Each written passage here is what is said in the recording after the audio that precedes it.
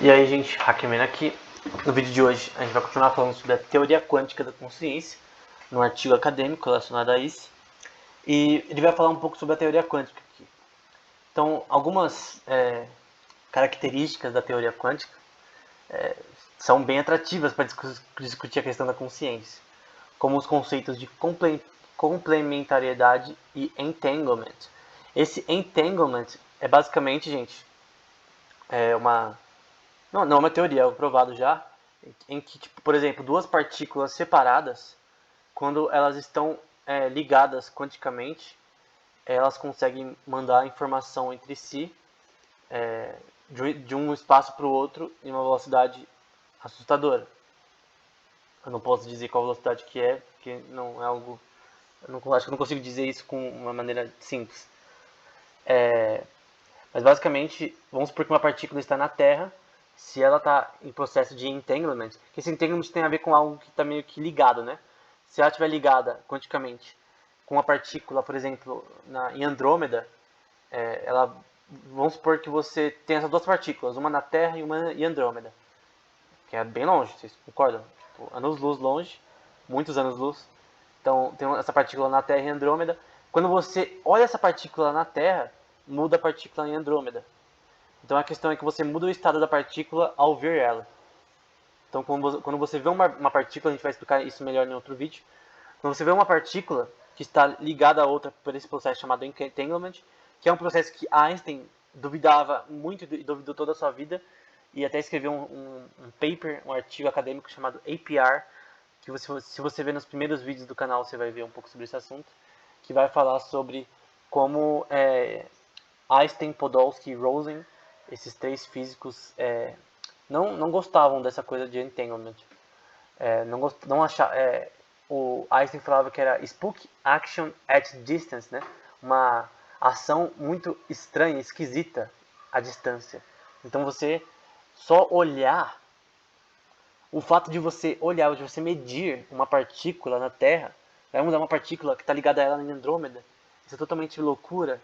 Aí ele vai dizer uma coisa que eu gosto, tipo, ele vai falar que Deus não joga os dados, né? Que Deus não joga os dados no mundo no sentido de deixar tudo randomicamente, dele não conseguir controlar. Embora eu não saiba se Einstein acreditava veementemente em Deus, enfim. Eu creio de uma posição teológica que o mundo é determinista, mas aí a forma determinista que o mundo a gente não consegue entender. Deus consegue entender, mas talvez a gente não consiga. Então, por exemplo, a teoria quântica, de uma forma teológica, foi criada por Deus. Então, não a teoria, né? A física quântica ela já existia desde que o ser humano existe, tá? Ele só foi descoberta recentemente, uns 100 aninhos aí por aí, 120 aninhos foi descoberto isso daí. Então a questão é que isso daí já existia, então Deus já sabia isso daí faz tempo. Enfim, essa posição teológica. Só um exemplo de pessoas até evangélicas, de certa forma, o próprio Bohr, que está sendo citado aqui, o Planck também, eram, de certa forma, cristãos, embora o Planck nem tanto.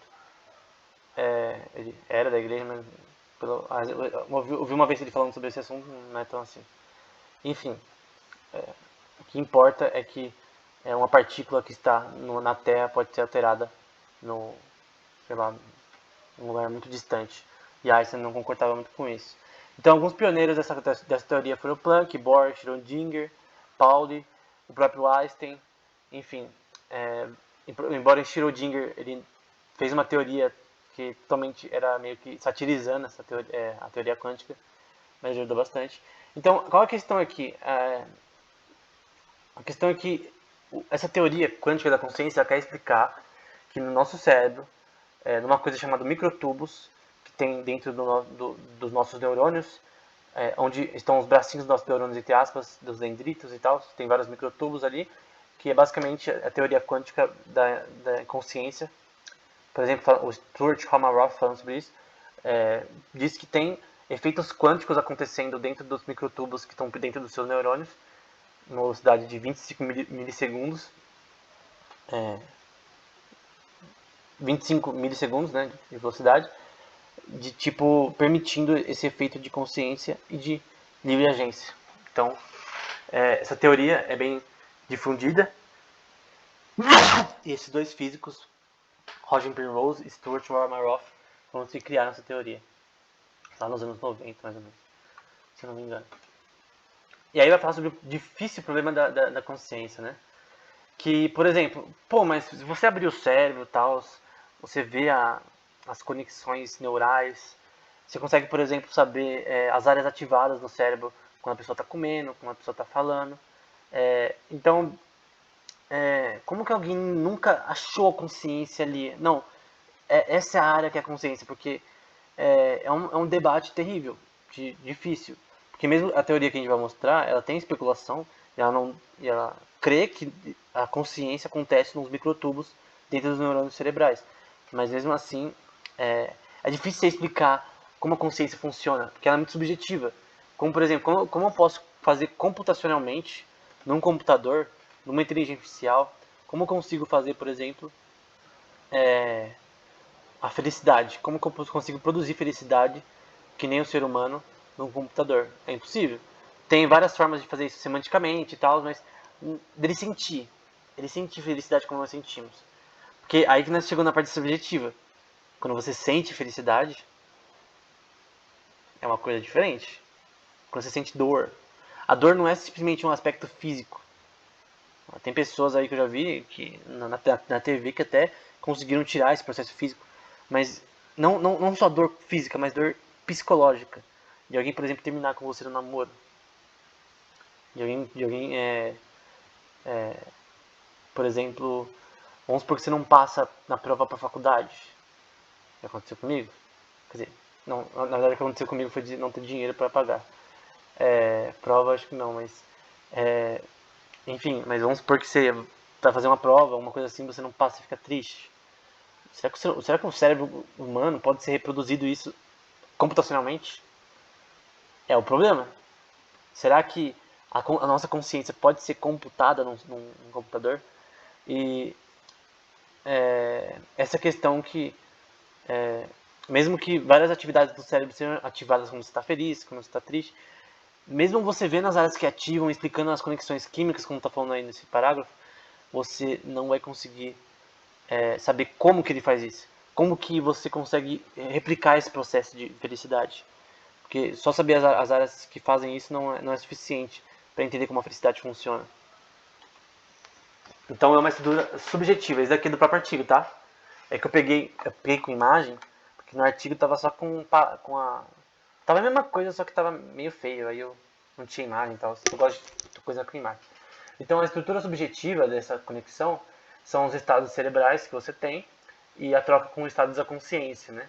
Então você tem os estados cerebrais de emocionais, os aspectos psicológicos, porque, por exemplo, quando a pessoa está com depressão, alguma coisa assim, tem uma mudança no cérebro. E não é uma mudança neural, é uma mudança na consciência. É uma mudança no processo de pensamento, no processo de... Quando a pessoa fica triste, é culpa do cérebro? Não. O cérebro está lá fazendo as conexões químicas. Ninguém vai culpar, eu tô com fome, é culpa do meu estômago. Tecnicamente não, a culpa é sua porque você não comeu. Então, tecnicamente, a culpa é sua. Quando eu digo que a culpa é sua, eu digo que a culpa é de você, não é do seu estômago. O seu estômago só está com fome. Ele é uma estrutura que não pensa. O seu estômago não tem pensamento. Simples. Seu coração não tem pensamento. Ele é simplesmente um órgão. Então, quando você está com fome, o que vai fazer você ficar com fome é o impulso do seu estômago que vai ao cérebro, que o cérebro ele vai regular isso daí, né? Ele vai te dar um sinal, né? Vai dar, pra quem jogou já Metal Gear, vai aparecer um pan, aquele pan, que aparece quando o inimigo te vê, né? E aí vai avisar, ó, você tá com fome, cara. Se ele não te avisa, imagina se ele não te avisasse que tá com fome, que não ficasse um vazio na sua barriga. Esse vazio na sua barriga, ele vai até a sua mente. Ele não é uma coisa independente ele não fica dentro lá só do estômago. Ele vai pra sua mente e você pensa, nossa, tô com fome. Será que eu vou comer agora? Será que eu vou comer depois? Aí vai até a parte da escolha, né? Você que vai escolher. Você vai escolher se você quer comer agora, se você quer comer depois. O que você vai comer, você vai escolher. Então mesmo que você esteja com fome, não é o estômago que vai decidir. Vai ser sua consciência. Então tem os estados cerebrais que são enviados para todo o seu corpo. da parte sensorial do seu corpo, tanto dos ouvidos, da parte dos olhos, da parte do tato, dos seus sentidos, embora não seja só 5 sentidos, existem vários outros sentidos diferentes, tem muito mais de 5, pelo menos essa foi a teoria mais recente que eu vi sobre esse assunto. Tem sentidos que são relacionados à sinestésica do ser humano, enfim. Enfim, os sentidos em geral, sensoriais, eles vão ser parte dos seus estados cerebrais. E os estados da consciência é a parte do pensamento. Então essa questão, os estados cerebrais a gente conhece. Pô, a gente sabe que as áreas que afetam a fala, as áreas que afetam diversas coisas relacionadas ao olfato, ao ouvir. Mas, pô, mano, e a consciência, o pensamento? E essa teoria quântica da consciência, ela vai falar que isso acontece nos microtubos, que eu já vou mostrar imagens mais pra frente. Então a teoria quântica da consciência vai falar que a consciência, ela habita nos microtubos, que tem bilhões no cérebro humano, que são partes aí dos neurônios. Então ali que a informação é processada e é dada essa visão quântica relacionada à consciência. E aí no próprio artigo, ele vai dar outra possibilidade também. Esse MAME vai ser relacionado basicamente esses assuntos aí. Então eu só peguei, pus imagens e o texto escrito. Então aqui é outra possibilidade, né? Os estados cerebrais, em vez de comunicarem direto com a consciência, eles vão passar por algo chamado realidade base. Eu não sei o que eles querem dizer, o que esse autor quer dizer com realidade base, mas é basicamente, imagina que a realidade base é o processamento do seu cérebro, que ele vai processar os estados cerebrais, e faz muito mais sentido, porque não vai ter uma coisa, não pode ser direto assim, né? Tem que ter uma coisa entre isso daí, ou outras. Então, os seus estados, por exemplo, a partir da fome, isso daí a fome vai ser parte do seu estado cerebral, vai ser o seu estômago mandando mensagem pro seu cérebro que está com fominha. A sua realidade base, que é basicamente uma pré-consciência, poderia dizer, ela vai meio que enviar esse impulso para o que é realmente a consciência em si. Então não sei se deu para entender, mas é basicamente um intermediário aí. Enfim, espero que tenha sido útil. A gente vai continuar essa série de vídeos mais pra frente. Então era isso. Até o próximo.